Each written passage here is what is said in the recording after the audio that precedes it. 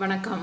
இன்றைக்கி டாபிக் வந்து பயம் பற்றி வந்து பார்க்கலாம். ஆக்சுவலாக தந்த்ராவில் நீங்கள் பார்த்தீங்கன்னா ஒரு 5 டைப்ஸ் ஆஃப் பயம் வந்து ரொம்ப ரொம்ப இம்பார்ட்டண்டான பயம்.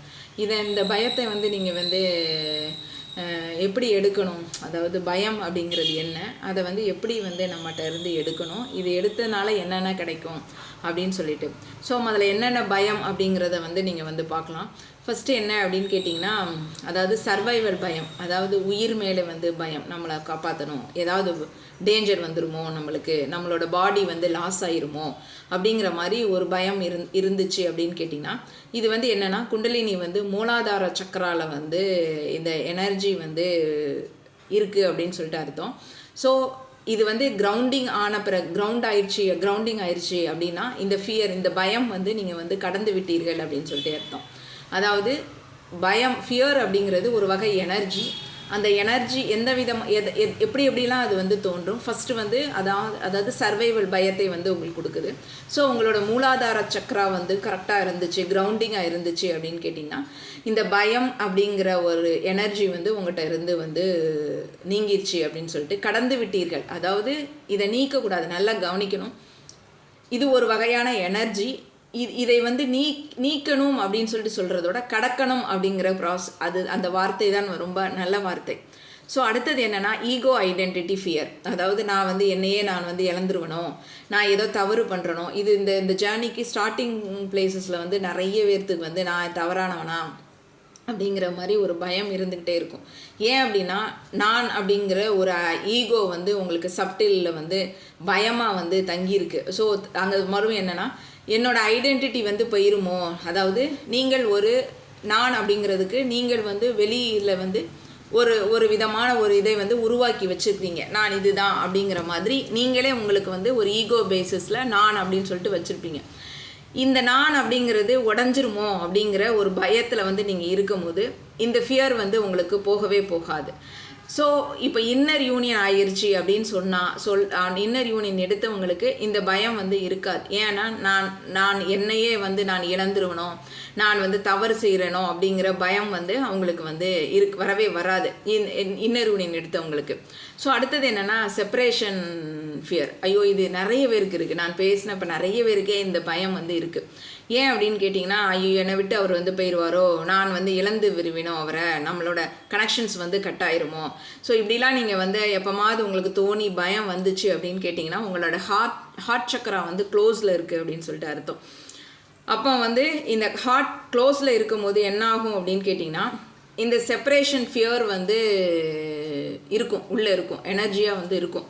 அது ஓப்பன் ஆனால் இந்த ஃபியர் வந்து உங்களை விட்டு வந்து போயிடும். ஸோ இதையும் நீங்கள் வந்து கடக்கணும். அடுத்தது என்ன அப்படின்னு கேட்டிங்கன்னா, social judgment and social rejection fear. அதாவது சொசைட்டி பேஸ்டு நம்ம ஒரு பயம் வச்சுருப்போம். என்னென்னா, என்னை பற்றி என்ன நினைப்பாங்களோ, நான் பேசினா யாராவது வந்து என்னை ரிஜெக்ட் பண்ணிடுவாங்களோ, ஏதாவது ஒரு கருத்து சொன்னால் என்னை ரிஜெக்ட் பண்ணிடுவாங்களோ, இப்படிங்கிற மாதிரி ஒரு பயம் வந்து உங்களுக்கு இருந்துச்சு அப்படின்னு கேட்டிங்கன்னா, உங்களுடைய சோலார் பிளெக்ஸஸ் பவர் சென்டர் வந்து ஓப்பனில் இல்லை அப்படின்னு சொல்லிட்டு அர்த்தம். ஸோ அது ஓப்பன் ஆச்சு அப்படின்னு சொன்னிங்கன்னா இந்த பயம் வந்து மெல்ட் ஆயிரும். சரிங்களா? ஸோ அடுத்தது என்ன அப்படின்னு கேட்டிங்கன்னா, எமோஷ்னல் பெயின், சஃபரிங் பெயின்.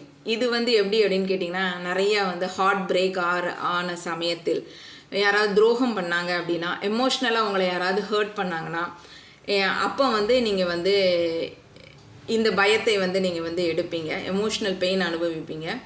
இது ஏன் வருது அப்படின்னு கேட்டிங்கன்னா, இன்னர் ஸ்டெபிலிட்டி இன்னர் ஸ்டெபிலிட்டியும் டிட்டாச்மெண்ட்டும் நீங்கள் எடுத்தீங்கன்னா இது வந்து என்ன ஆயிரும்னா டிசால்வ் ஆயிரும். சரிங்களா? ஸோ ஏன் அப்படின்னு சொல்லிட்டு கேட்டிங்கன்னா, இப்போ துரோகமாக இருக்கும், எமோஷ்னல் ஹர்ட்டாக பண்ணுறவங்களா இருக்கட்டும், யாராக இருப்பாங்க அப்படின்னு கேட்டிங்கன்னா, நீங்கள் யாரை வந்து ரொம்ப விரும்பினீங்களோ அவங்களால மட்டும்தான் துரோகத்தை வந்து உங்ககிட்ட இருக்கிறவங்களால தான் துரோகத்தின் வலி வந்து உங்களுக்கு வந்து ரொம்ப வலிக்கும்.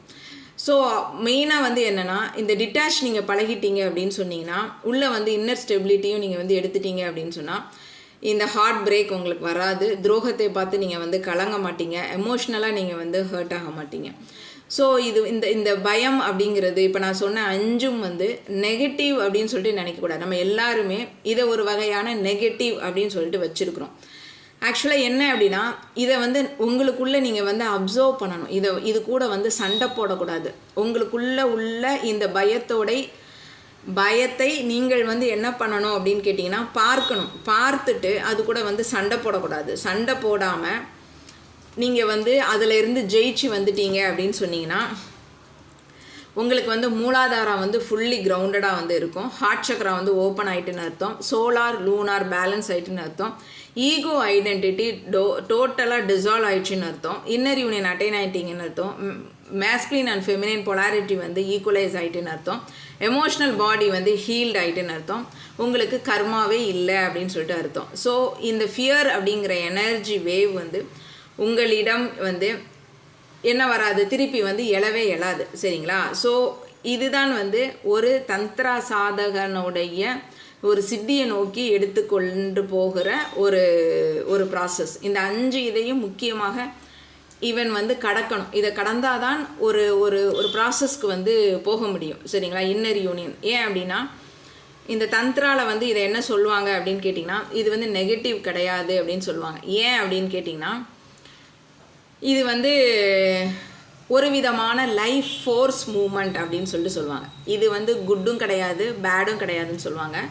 இதில் வந்து ஒரு ரா பிராணிக் ரியாக்ஷன்ஸ் தான் வந்து நடக்குது.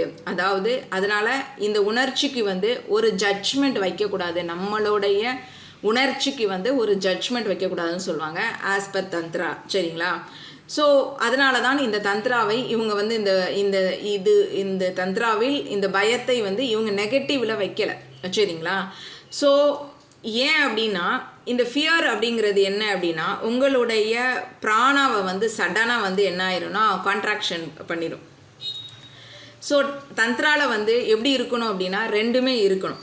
கான்ட்ராக்ஷனும் இருக்கணும், எக்ஸ்பேன்ஷனும் இருக்கணும். அப்போ தான் ஈக்குவல் சாக்ரட் எனர்ஜி வந்து உங்களுக்கு வந்து கிடைக்கும்.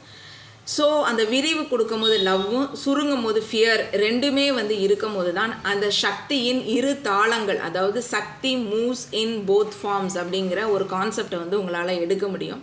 ஸோ அதனால தான் இந்த இன்னர் யூனியன் எடுக்கிறவங்களுக்கு வந்து இந்த பயம்லாம் வந்து இருக்காது அப்படின்னு சொல்லிட்டு சொல்லுவாங்க. ஏன் வந்து இதை வந்து நெகட்டிவ் அப்படின்னு வச்சுருக்காங்க? பயம்னாலே நம்ம வந்து நெகட்டிவ் அப்படின்னு வச்சுருக்கிறோம். இந்த உணர்ச்சியை வந்து ஒரு நெகட்டிவ் அப்படிங்கிற ஒரு லேபிள்குள்ளே வந்து நம்ம போட்டு வந்து நம்மளுக்குள்ளே வந்து அடக்கி வச்சதுனால என்ன ஆயிடுதுன்னா, நம்ம பிளாக் ஆகியிருக்கோம். ஒரு முடிச்சு மாதிரி உள்ளே விழுந்துருது. நம்மளோட ட்ராமா வந்து அதிலே வந்து தங்கிடுது. ஸோ நம்ம இதனால் என்ன பண்ணுறோன்னா, ரொம்ப ஓவராக திங்க் பண்ணிகிட்டே இருப்போம். இது தப்பாயிருமா, இதுவா அதுவா அப்படின்னு சொல்லிட்டு. ஸோ அதனால தான் இவங்க வந்து தந்திராவில் வந்து இதை வந்து நெகட்டிவ் ஃபியர் வந்து நெகட்டிவில் வந்து இவங்க லேபிள் பண்ணி வைக்கவே இல்லை. இது வந்து ஃபியர் வந்து என்ன கொடுக்கும், ஏன் வந்து இதை நெகட்டிவை வைக்கலை அப்படின்னா, இந்த ஃபியர் தான் உங்களை கான்ஷியஸ் லெவலுக்கு வந்து உங்களை வந்து இட்டு செல்லும் அப்படின்னு சொல்லிட்டு வச்சுக்கிறாங்க. ஸோ இந்த அலர்ட்னஸை ரெய்ஸ் பண்ணுறதுக்கு இந்த ஃபியருங்கிற எனர்ஜி வந்து உங்களுக்கு வந்து ரொம்ப ரொம்ப யூஸ்ஃபுல்லாக இருக்குது. மைண்டை வந்து ரொம்ப ஷார்ப்பாக்குது. ஸோ இதுதான் வந்து அவேர்னஸினுடைய வாயில், அதாவது அவேர்னஸினுடைய ஒரு கேட் அப்படின்னு சொல்லிட்டு வச்சுக்கிறாங்க. சரிங்களா? ஸோ இதுதான் வந்து சித்தியை வந்து உங்களுக்கு வந்து தட்டி அந்த பயம் அப்படிங்கிற இதை வந்து நீங்கள் வந்து இது பண்ணினாதான் அதுதான் வந்து உங்கள் சித்தியை வந்து தட்டுகிற ஒரு இதாக வந்து அவங்க வந்து வச்சுக்கிறாங்க. ஸோ இந்த ஃபியர்ஸ் வந்து வரும்போது உங்களுக்கு வந்து அடுத்த கட்டத்துக்கு நீங்கள் வந்து, அதாவது மேல் நோக்கிய பயணத்துக்கு வந்து மைண்டு வந்து ஷார்ப்பாகி கான்ஷியஸ்னஸ் வந்து ரொம்ப லெவல் வந்து அதிகப்படியாக ஆகி உங்கள் மைண்டெல்லாம் ஷார்ப்பாகி அவேர்னஸ்க்கு வந்து நீங்கள் வந்து போயிடுவீங்க. ஸோ இதனால தான் இவங்க வந்து இதை ஃபியர் வந்து நெகட்டிவில் வைக்காமல் இது எல்லாமே வந்து கடந்து போகணும் அப்படின்னு சொல்லிட்டு வச்சுக்கிறாங்க.